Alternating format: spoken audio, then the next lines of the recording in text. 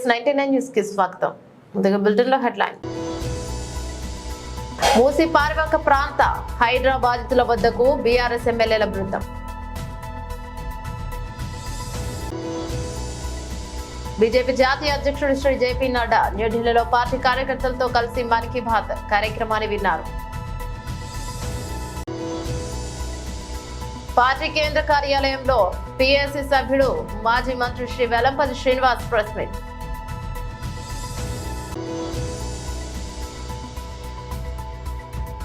కొనసాగుతున్న దేవర వసూళ్లు. డీటెయిల్స్ చూస్తే హరీష్ రావు సంచలన వ్యాఖ్యలు. రేవంత్ రెడ్డి శుద్ధపూస లెక్క మాట్లాడుతున్నాడు. కొడంగల్లో సీఎం రేవంత్ రెడ్డి ఇల్లు కుంటలో ఉంది. సర్వే నెంబర్ 1138 రెడ్డి కుంటలో సీఎం రేవంత్ రెడ్డి ఇల్లు ఉంది. అతని తమ్ముడి ఇల్లు FTL లో ఉంది. ముందు మీ ఇల్లు కూల్చుకోండి, తర్వాత పేద ప్రజల దగ్గరికి రండి. మీకో న్యాయం, పేద ప్రజలకు ఒక న్యాయమా? రేవంత్ రెడ్డి రియల్ ఎస్టేట్ మీద దృష్టి ఎక్కువ పెట్టాడు. ఫార్మా సిటీని పక్కన పెట్టి ఫోర్త్ సిటీ పేరుతో రియల్ ఎస్టేట్ బ్రోకర్ల అవతారం ఎత్తిండు. మూసి సుందరీకరణ పేరుతో మరో రియల్ ఎస్టేట్ దందాకు తెరలేపిండు.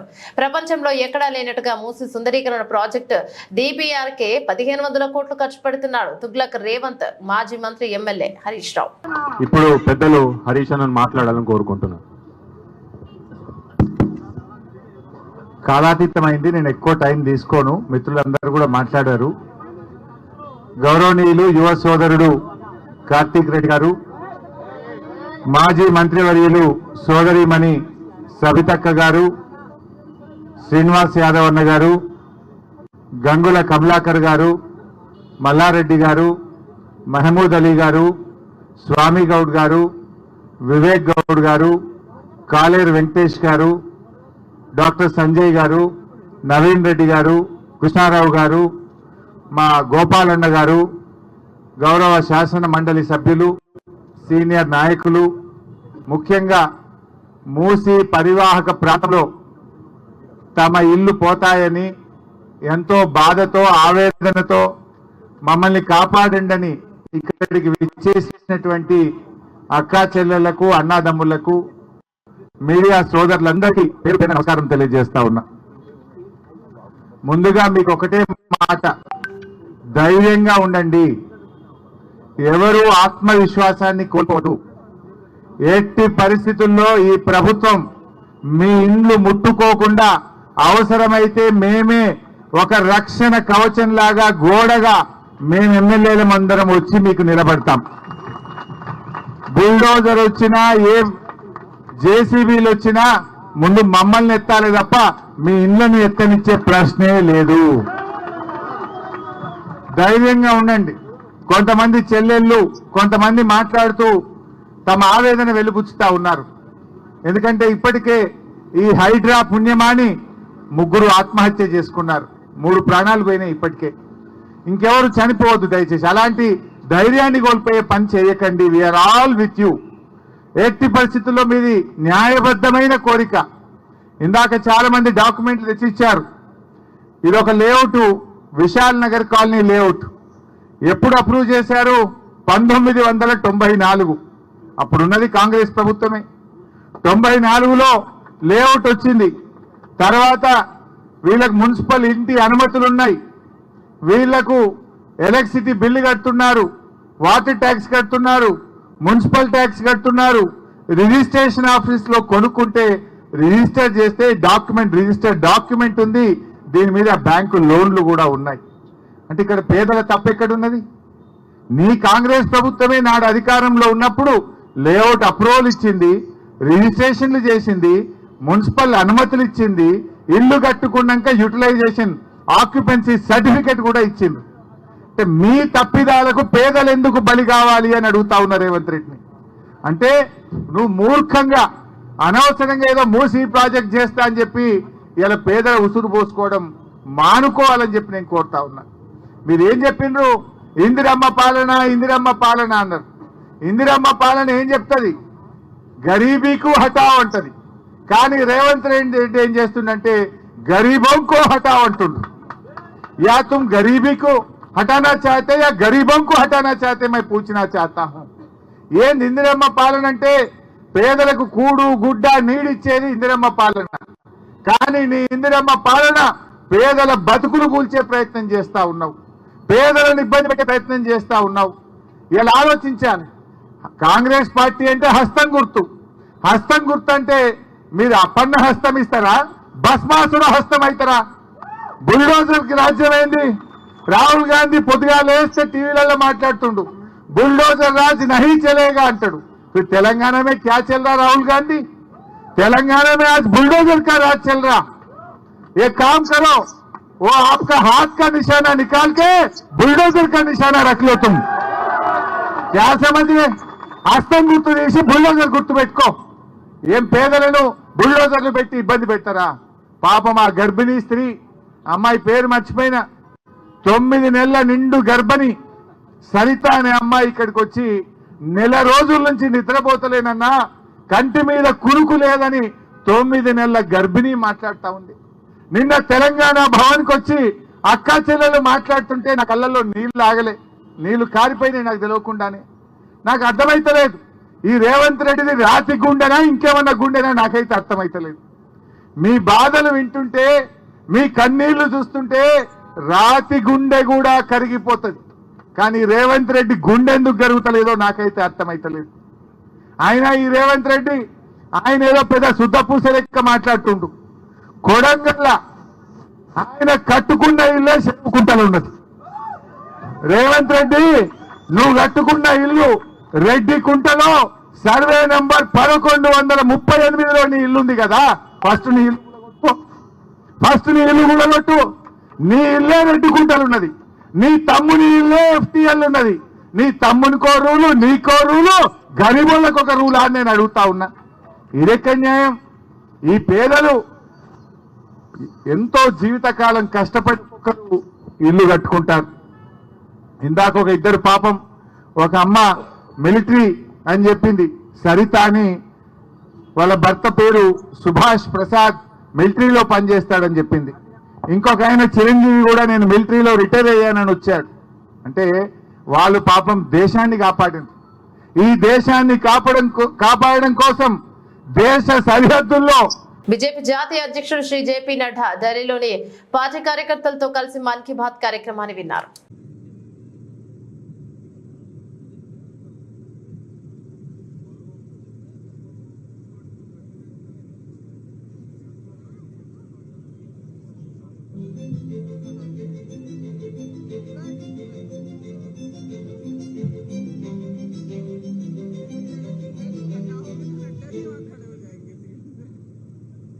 मेरे प्यारे देशवासियों, नमस्कार। मन की बात में एक बार फिर हमें जुड़ने का अवसर मिला है। आज का ये एपिसोड मुझे भावुक करने वाला है, मुझे बहुत सी पुरानी यादों से घेर रहा है। कारण ये है कि मन की बात की हमारी इस यात्रा को 10 साल पूरे हो रहे हैं। 10 साल पहले मन की बात का प्रारंभ 3 अक्टूबर को विजयादशमी के दिन हुआ था। और ये कितना पवित्र संयोग है कि इस साल 3 अक्टूबर को जब मन की बात के 10 वर्ष पूरे होंगे, तब नवरात्रि का पहला दिन होगा। मन की बात की इस लंबी यात्रा के कई ऐसे पड़ाव हैं जिन्हें मैं कभी भूल नहीं सकता। मन की बात के करोड़ों श्रोता हमारी इस यात्रा के ऐसे साथी हैं जिनका मुझे निरंतर सहयोग मिलता रहा। देश के कोने कोने से उन्होंने जानकारियां उपलब्ध कराई। मन की बात के श्रोता ही इस कार्यक्रम के असली सूत्रधार हैं। आमतौर पर एक धारणा ऐसी घर कर गई है कि जब तक चटपटी बातें न हो, नकारात्मक बातें न हो, तब तक उसको ज्यादा तवज्जो नहीं मिलती है। लेकिन मन की बात ने साबित किया है कि देश के लोगों में पॉजिटिव जानकारी की कितनी भूख है। पॉजिटिव बातें, प्रेरणा से भर देने वाले उदाहरण, हौसला देने वाली व्यथाएं लोगों को बहुत पसंद आती है। जैसे एक पक्षी होता है चकोर, जिसके बारे में कहा जाता है वो सिर्फ वर्षा की बूंद ही पीता है। मन की बात में हमने देखा कि लोग भी चकोर पक्षी की तरह देश की उपलब्धियों को, लोगों की सामूहिक उपलब्धियों को कितने गर्व से सुनते हैं।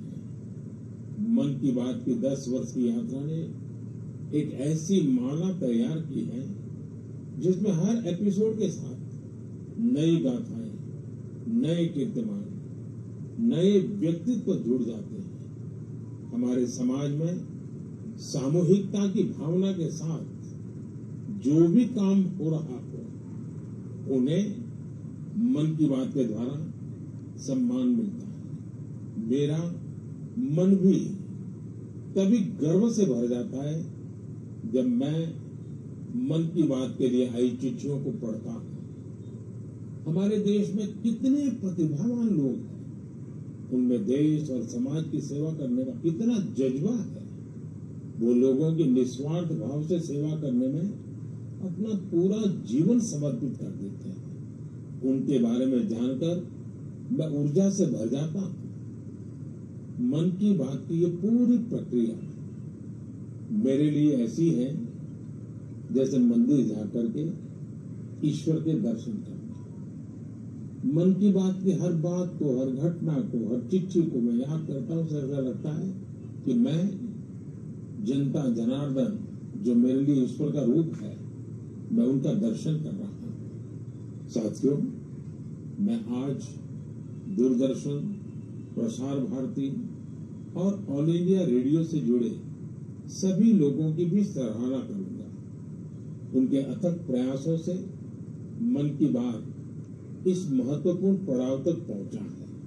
मैं विभिन्न टीवी चैनल्स को, रीजनल टीवी चैनल्स का भी आभारी हूं जिन्होंने लगातार इसे दिखाया है। मन की बात के द्वारा हमने పార్టీ కేంద్ర కార్యాలయంలో పిఎస్సి సభ్యుడు మాజీ మంత్రి శ్రీ వెల్లంపల్లి శ్రీనివాస్ ప్రెస్ మీట్. వెంకటేశ్వర స్వామి యొక్క పవిత్రతని దెబ్బతీసే విధంగా వారి యొక్క మాటలు కనబడుతున్నాయి.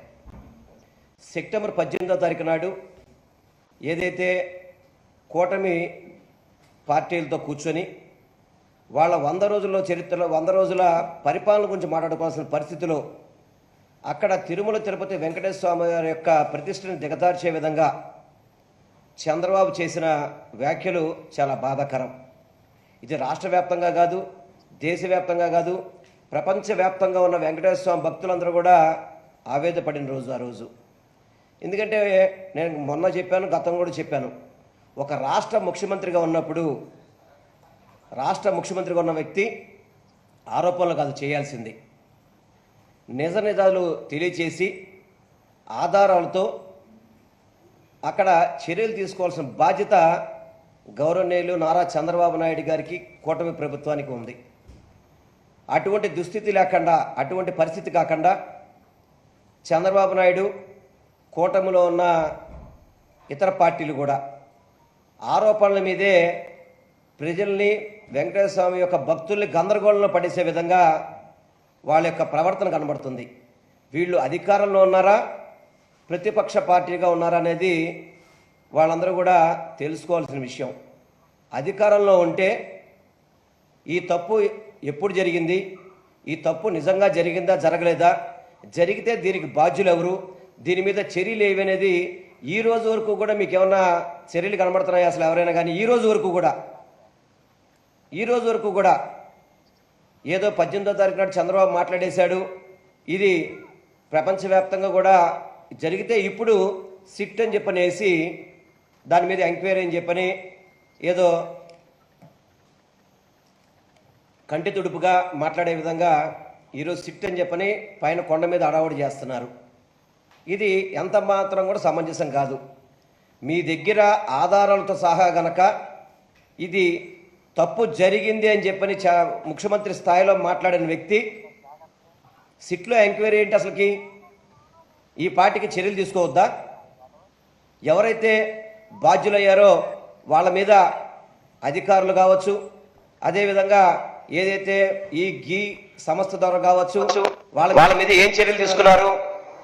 2 నెలల తర్వాత వెళ్ళి పోలీసులకు కంప్లైంట్ ఇస్తారా? ఇప్పటిదాకా ఎందుకు అరెస్ట్ చేయలేదు ఆ కంపెనీని? ఆ కంపెనీ తప్పు చేసింది అని చెప్పని మీ దగ్గర ఆధారంతో తేలినప్పుడు ఎందుకు మీరు దాని మీద చర్యలు తీసుకోలేదు ఆ కంపెనీ మీద? ఎందుకంటే ఈ కంపెనీ ఏదైతే ఇప్పుడు మీరు చెప్తున్నది ఎన్డీడీబీ రిపోర్ట్లో యానిమల్ ఫ్యాట్ వచ్చిందని చెప్పారో మీరు, ఆ కంపెనీ ఫస్ట్ లారీ రావడమే జూన్ 12 తారీఖు నాడు. మీరు జూన్ 4న మీరు విజయం సాధిస్తే జూన్ 12న మొట్టమొదటి లారీ వచ్చింది. అది వాస్తవమే కదా? జూన్ 12న, జూన్ 21న, జూన్ 25న, జూలై 4న ఈ లారీలు వచ్చినాయి. ఇవన్నీ కూడా ఈ లారీల్లో మీకు అనుమానం ఉన్నప్పుడు ఎందుకు వాటిని ఎలా చేసి? మీకు ఆల్రెడీ టీటీడీకి ఒక వ్యవస్థ ఉంది. ఆ వ్యవస్థ ద్వారా ప్రతి ఒక్కటి ఎవరైనా కానీ, ఏ కాంట్రాక్టర్ అయినా కానీ, ఏ టెండర్ అయినా కానీ అవన్నీ కూడా మీ ల్యాబ్లో పరీక్షించాకే కదా లోపలికి వెళ్ళేదాటికి. అంటే ఇవన్నీ కూడా ఓకే చేసినవే కదా, మీ ల్యాబ్లో సర్టిఫై చేసినవే కదా ఇవన్నీ కూడా. ఏదైతే మీరు యానిమల్ ఫ్యాట్ ఉందని చెప్పారో ఆ లారీలన్నీ కూడా జూలై 6న 2 ట్యాంకర్లు వచ్చినాయి, జూలై 12న 2 ట్యాంకర్లు వచ్చినాయి. ఆ ట్యాంకర్లో టెస్ట్లో ఫెయిల్ అవడంతో ఈఓ గారు చెప్పారు ఈ 4 ట్యాంకులు మేము వెనక్కి పంపించామని చెప్పని. కానీ చంద్రబాబు దీన్ని వాడామంటాడు. ఎట్లా ఇది ఈఓ గారికిను అతని మాటలకి పొంతం లేకపోతే ఏ విధంగా సమంజసం ఇది? మీరు వైఎస్ఆర్సీపీ పార్టీ మీద కానీ, గత ప్రభుత్వంలో మేము పరిపాలన చేసిన దాని మీద కానీ ఏదైనా మీరు మాట్లాడదలుచుకుంటే కనుక రాజకీయంగా మాట్లాడండి. వెంకటేశ్వర స్వామిని ఈ రాజకీయాల్లో స్వామివారి యొక్క ప్రతిష్టని, వారి యొక్క గౌరవాన్ని, స్వామివారి యొక్క విశిష్టతని దెబ్బతీసే విధంగా మాట్లాడడం అనేది చాలా దుర్మార్గం, చాలా దారుణం కూడా. మీరు వెంకటేశ్వర స్వామి భక్తులని చెప్పుకుంటున్నారు. వెంకటేశ్వర స్వామి భక్తులైతే కనుక ఈ విధంగా అల్లరి చేస్తారా? ఈ విధంగా అల్లరి చేస్తారు చెప్పండి? మీరు కావచ్చు, గౌరవనీయులు డిప్యూటీ సీఎం గారు కావచ్చు, భారతీయ జనతా పార్టీ మీ కూటమిలో ఉన్న పార్టీ నాయకులు కావచ్చు, మీరందరూ అధికారంలో ఉన్నారు. మీరందరూ కూడా డిప్యూటీ సీఎం గారేమో 2 అడుగులు ముందుకేసి సనాతన ధర్మాన్ని ఈయనే కనుక్కున్న విధంగా ఈరోజు మనకు కనబడుతుంది. అంటే సనాతన ధర్మం అంటే పవన్ కళ్యాణ్ గారి దగ్గర నుంచే పుట్టింది, అంతకుముందు ఎప్పుడు లేదు సనాతన ధర్మం అంటే. మరి నాకు తెలియదు. మరి మేమందరం కూడా హిందూ మతం ఆచరిస్తాము, మేము అన్ని రకాల స్వామి దీక్షలు చేశాము. మీలాగా మేము దీక్ష చేసుకుని చెప్పులు వేసుకునే పరిస్థితి ఎక్కడ చూడలే. మరి మేము దీక్షలో చెప్పులు వేసుకునే పరిస్థితి చూడలా. సనాతన ధర్మంలో దీక్ష చేసుకుంటే చెప్పులు వేసుకుని తిరగడం అనేది అది మీకు మాత్రమే కనబడుతుంది, గౌరవ డిప్యూటీ సీఎం గారికి. ఇదే దీక్ష అంటే? దీక్ష చేసినప్పుడు సినిమా షూటింగ్లు ఎందుకంటే అసలు నాకు అర్థం కాదు. ఈ 10 రోజులు మీరు దీక్షలు చేసుకోలేరా? అసలు పశ్చాత్తాప దీక్ష ఎవరు చేస్తారండి? అసలుకి ఎవరు చేస్తారు చెప్పండి? తప్పు చేసిన వారు పశ్చాత్తాప దీక్ష చేస్తారు. చంద్రబాబు నాయుడు తప్పు చేశాడు కాబట్టే పవన్ కళ్యాణ్ గారు వెంకటేశ్వర స్వామి మీద తప్పుడు ఆరోపణలు చేసి, ఆ లడ్డూ మీద తప్పుడు ఆరోపణలు చేశారు కాబట్టే గౌరవ డిప్యూటీ సీఎం గారు పశ్చాత్తాప దీక్ష అని చెప్పని వారు చేస్తున్నారు. ఆ దీక్షనైనా కరెక్ట్గా చేస్తున్నారా? చెప్పులేసుకుని చేసే దీక్ష ఏంటంటే నాకు అర్థం కావట్లేదు. మేము కూడా అనేక సార్లు అయ్యప్ప మాల వేసుకున్న వాళ్ళమే, చిన్నప్పటి నుంచి అయ్యప్ప స్వామి దగ్గరికి వెళ్ళాం, అన్ని దేవాలయానికి వెళ్ళిన వాళ్ళమే. కానీ చెప్పులు వేసుకొని దీక్ష చేసుకునే పరిస్థితి మేము ఎక్కడ చూడలేదు. మరి అది మేము చూడలేదు నిజంగా. అది దయచేసి సనాతన ధర్మాన్ని కాపాడే డిప్యూటీ సీఎం గారు, మీరు కూడా సనాతన ధర్మాన్ని కాపాడాలనుకున్నప్పుడు వాటిని ఆచరించే విధంగా మీరు ఉండాలని మాత్రం నేను మనస్ఫూర్తిగా కోరుకుంటున్నాను. అదేవిధంగా చంద్రబాబు నాయుడు ఏదైతే తప్పుడు ఆరోపణలు చేశాడో ఆ తప్పుడు ఆరోపణలు పూర్తిగా ఖండిస్తున్నాం. ఎన్టీఆర్ కొరటాల శివ కాంబినేషన్ లో వచ్చిన మూవీ దేవరా. బాలీవుడ్ నటి జాన్వీ కపూర్ హీరోయిన్ గా నటించిన ఈ మూవీ ఈ నెల 27న ఆడియన్స్ ముందుకు వచ్చింది. విడుదలకు ముందే దేశ విదేశాల్లో మంచి హైప్ క్రియేట్ చేసిన దేవరా ఇక పాజిటివ్ టాక్ తెచ్చుకుంది. తొలి రోజు మంచి వసూలు సాధించిన ఈ సినిమా రెండో రోజు కూడా కలెక్షన్లలో హవా కొనసాగింది. 2 రోజుల్లో తెలుగు రాష్ట్రాల్లో ఏకంగా 70.33 కోట్లు వసూలు చేసిందని చెప్తున్నారు మేకర్స్. రెండో రోజు వసూళ్లను చిత్ర నిర్మాతలు అధికారికంగా ప్రకటించారు. ఆ వివరాలు ఇవి. తొలి రోజు నైజాం లో 6.94 కోట్లు, సీడెన్ లో 3.77 కోట్లు, ఇక వైజాగ్ లో 1.68 కోట్లు, తూర్పు గోదావరి జిల్లాలో 0.86 కోట్లు, పశ్చిమ గోదావరిలో 0.48 కోట్లు, కృష్ణాలో 0.95 కోట్లు, గుంటూరులో 0.92 కోట్లు, నెల్లూరులో 0.62 కోట్లు వసూలు చేసింది. ఇక 2 రోజుల కలెక్షన్లు చూసుకుంటే నైజాంలో 26.26 కోట్లు, సీడెన్లో 14.17 కోట్లు, వైజాగ్ లో 7.15 కోట్లు, తూర్పు గోదావరిలో 4.88 కోట్లు, పశ్చిమ గోదావరిలో 4.08 కోట్లు, కృష్ణాలో 3.97 కోట్లు, ఇక గుంటూరులో 7.009 కోట్లు కలిపి మొత్తంగా ఇక 70.33 కోట్లు వసూలు చేసింది. మూసి హైదరాబాద్ నిధులకు ఉండగా బీఆర్ఎస్ మాజీ మంత్రులు హరీష్ రావు, సబితా ఇంద్రారెడ్డి నేతృత్వంలో బీఆర్ఎస్ పార్టీ ఎమ్మెల్సీల బృందం మూసి పరివాహక ప్రాంతాల్లో పర్యటిస్తున్నారు. ఇందులో భాగంగా హైదరాబాద్ లో మూసి బాధితుల ఇండ్లను పరిశీలిస్తున్నారు. బాధితులకు అండగా ఉంటామని భరోసానిస్తున్నారు. ఇక బీఆర్ఎస్ పార్టీ తరఫున న్యాయపరంగా పోరాటం చేస్తామని వెల్లడించారు. రేవంత్ తుగ్లక్ చర్యలకు వ్యతిరేకంగా మూసి బాధితులకు చేపడుతున్న ధర్నాకు మద్దతుగా తెలిపారు.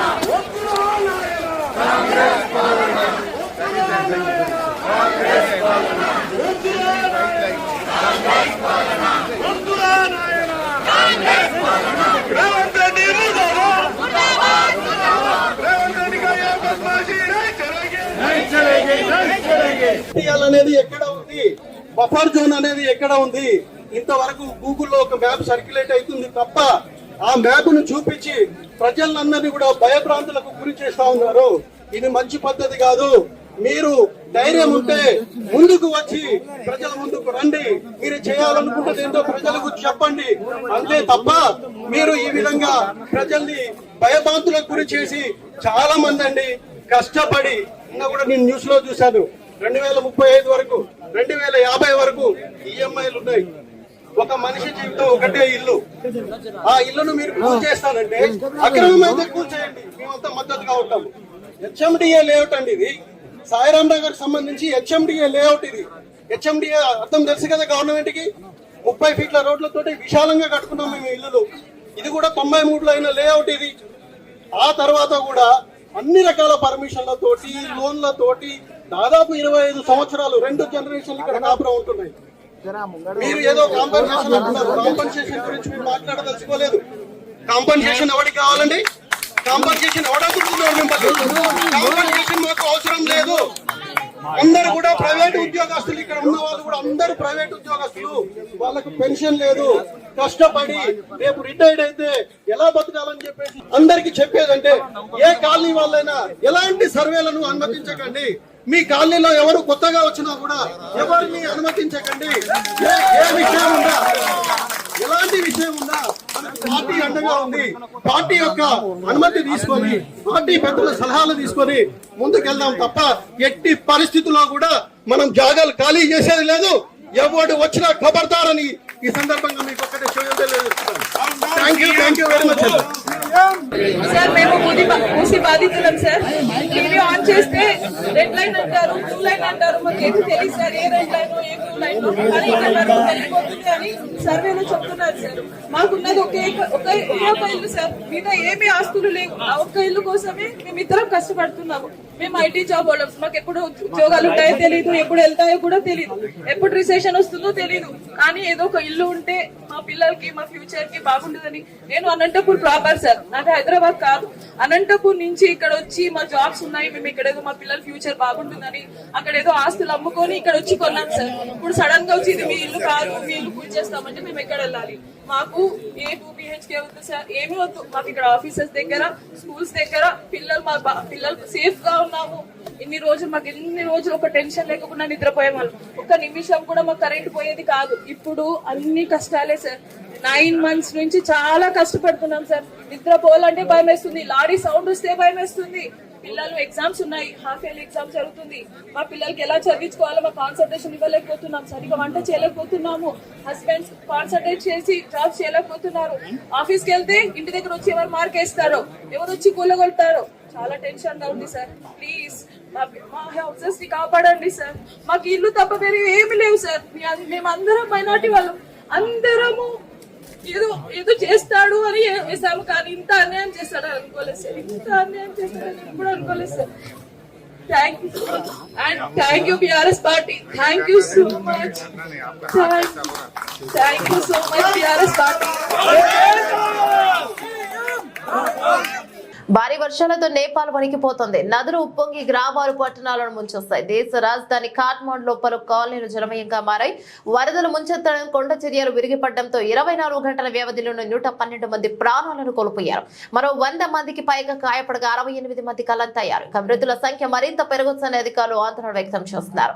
శనివారం ఒక్కరోజు నేపాల్లో రికార్డు వర్షపాతం నమోదైంది. గడిచిన 54 ఏళ్లలో ఎన్నడూ కురవనంత వర్షం ఒక్కరోజు కురుస్తుందని అధికారులు చెప్పారు. ఏకంగా 323 మిల్లీమీటర్ల వర్షపాతం నమోదైందన్నారు. ఇక వర్షాల వరదలకు దేశవ్యాప్తంగా 4.12 లక్షల ఇళ్లు ప్రభావితమయ్యాయని వివరించారు. కాఠ్మండు చుట్టుపక్కల ప్రాంతాల్లోని నదులు పొంగి ప్రవహిస్తున్నాయని తెలిపారు. వరదలకు పలు ఇళ్లు కూలిపోగా రహదారులు కొట్టుకుపోయాయని చెప్పారు. వీటికి సంబంధించిన వీడియోలు సోషల్ మీడియాలో వైరల్ గా మారాయి. తిరుమలలో వైకాపా ఆగమనం శ్రీహరికి నిత్యం ఎన్నో కైంకర్యాలు నిర్వహిస్తారు. ఇందులో పలు ఆర్జిత సేవల్లో పాల్గొనే అవకాశం భక్తులకు తిరుమల తిరుపతి దేవస్థానం టిటిడి కల్పిస్తుంది. ఆర్జిత సేవ టికెట్లు పొందిన వారు స్వామివారిని దగ్గర నుంచి కోల్చుకోవచ్చు. ఇక సర్వదర్శనం, దివ్య దర్శనాలతో పాటు నిత్య వ్యాపార పూజల సేవలలో ప్రత్యేకమైన విశేషమైన సేవ ఒకటి ఉంది. అదే ఉదయాస్తమాన సేవ. ఈ సేవ టికెట్ కు ఏకంగా 1.5 కోటి వెచ్చించాల్సి ఉంటుంది. వారంలో 6 రోజులు కోటి ఉండే ఈ టికెట్ ఖరీదు శుక్రవారం మాత్రం 1.5 కోటిగా టీటీడీ నిర్ణయించింది. ఇక ఈ ఉదయాస్తమాన సేవ టికెట్ పొందిన వారు ఉదయం సుప్రభాత సేవ నుంచి రాత్రి ఏకాంత సేవ వరకు శ్రీనివాసుడి సకల వైభోగాలను తిలకించే భాగ్యం కలుగుతుంది. టికెట్ కొనుగోలు చేసిన వారితో పాటు 6 కుటుంబ సభ్యులకు అనుమతి ఉంటుంది. ఏడాదికోసారి స్వామివారి నిత్య సేవలో పాల్గొనే అరుదైన అవకాశం ఈ ఉదయాస్తమాన సేవ.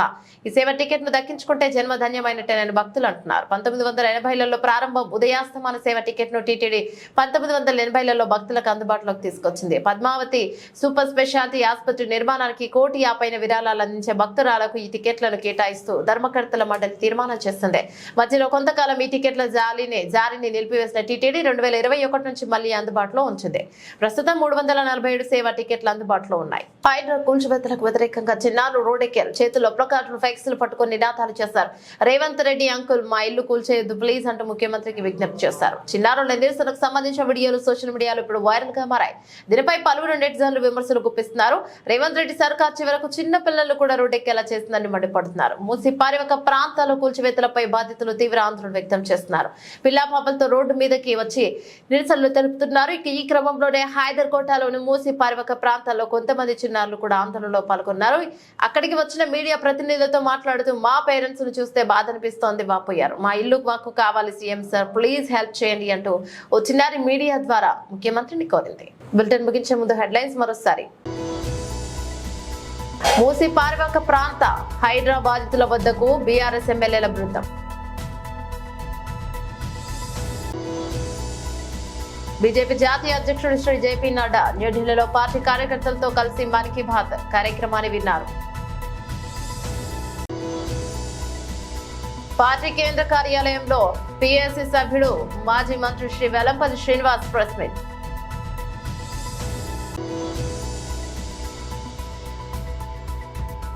కొనసాగుతున్న దేవర వసూళ్లు. ఇవి బులెటిన్లోని అప్డేట్స్. మరో బులెటిన్లో మళ్ళీ కలుసుకుందాం. అంతవరకు సెలవు. నమస్తే.